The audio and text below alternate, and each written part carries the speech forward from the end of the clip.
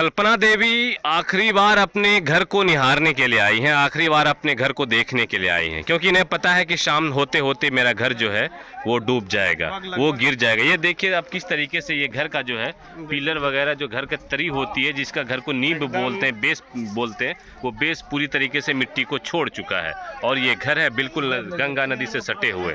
और अभी आखिरी बार ये आकर यहाँ पर देख रही हैं। इसके घर के साथ काफ़ी यादें जुड़ी होंगी, इस घर के में काफ़ी वक्त इन्होंने बिताया अपने परिवार वालों के साथ, अपने बच्चों के साथ, सारी यादें इनके जहन में आ रही होंगी, बहुत कुछ सोच रही हैं। आपका ही घर है बहन, आप ही है ना? आप ही का घर है?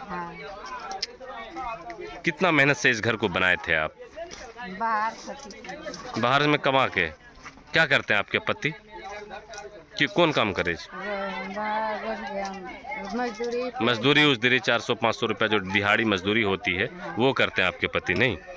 और अब बताइए, ये घर जो है अब आपका जा रहा है, घर और पूरा खाली कर दिए हैं आप, नहीं? सारा सामान निकाल लिया, ये दिखाइए तो।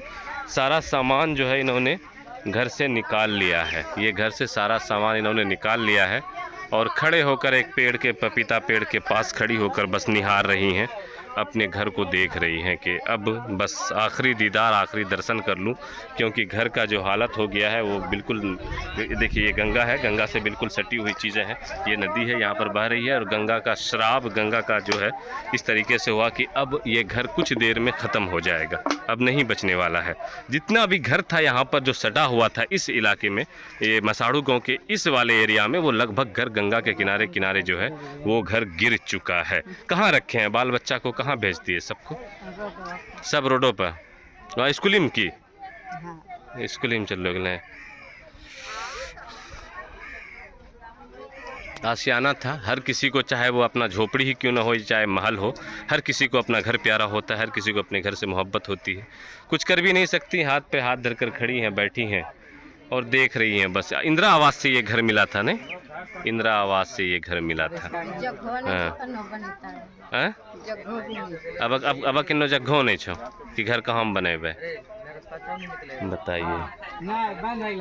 कहीं अब इनके पास जगह नहीं बचा है कि कहीं कोई घर नया बनाया जा सके, और बनाने के लिए पैसे जमा करने होंगे, बनाने के लिए और भी चीज़ें। लोग यहाँ सब देखने के लिए काफ़ी दूर दूर से लोग आ रहे हैं सिर्फ इस नज़ारे को देखने के लिए, लेकिन जिन्हें आना चाहिए था, जो बड़े बाबू, सरकार के लोग, डिपार्टमेंट के लोग, विभाग के लोग, आपदा प्रबंधन विभाग की टीम, वो सारी टीम पता नहीं क्या कुछ कर रही है।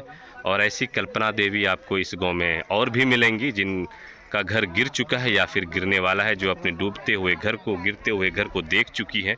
और इन्हें भी आज क्या लग रहा है, आज शाम तक में ख़त्म, शाम तक में चला जाएगा ये घर, है ना?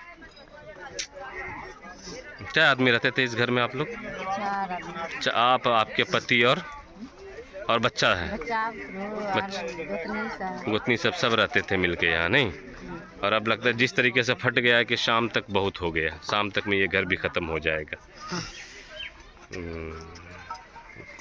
ये है भागलपुर में बाढ़ का प्रलय, ये है भागलपुर में इस गंगा का कहर, इस गंगा की तबाही के, खास करके एक ऐसा गांव है मसाड़ू, जो कि भागलपुर के सपौर प्रखंड में आता है। और मसाड़ू गांव में लगभग 80 से 90 घर गंगा में विलीन हो चुके हैं, समा चुके हैं, बर्बाद हो चुके हैं, बह चुके हैं, ख़त्म हो चुके हैं। लोगों की यादें सिर्फ बची रह गई हैं उस घरों के साथ। लोग जाकर स्कूलों में शरण लिए हुए हैं, लोग सड़कों पर जाकर तंबू जो होता है वो टेंट वगैरह गाड़ के वहाँ रह रहे हैं।